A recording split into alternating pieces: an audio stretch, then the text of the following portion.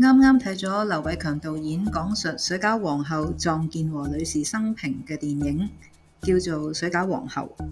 同 TVB 時代咧由陳松伶主演嘅片名一樣。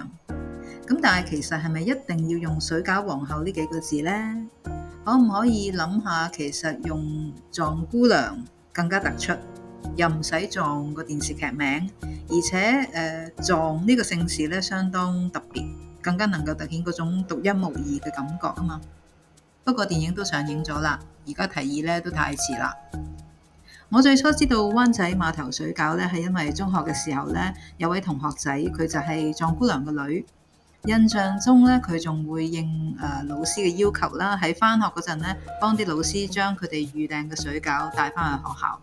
咁你諗下啦，一個初中嘅小女生拎住沉重嘅書包，再加埋一袋袋包裝好嘅水餃，係幾咁辛苦。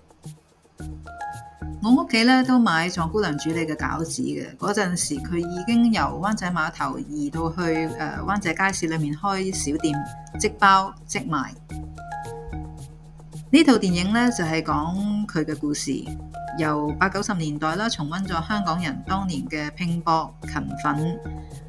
最緊要嘅咧就係人與人之間嗰種人情味，係一部好感動嘅作品。冇乜嘢大場面，特技亦都唔賣弄花巧嘅，淨係得一班好好嘅演員。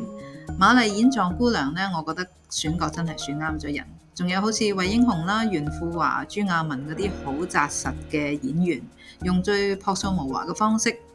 ，2個鐘頭就去感受一個有溫度嘅故事，有好多令人感動、鼻酸酸嘅場景，其中加插咗華哥莊姑娘一段感情線。我唔知道係咪真有其事咁，但係我見到片尾咧係有華哥嘅原型嘅，相信真有其人，亦都肯定咧係莊姑娘人生中嘅貴人嚟嘅。一個時代，一個人物嘅記錄，我推薦。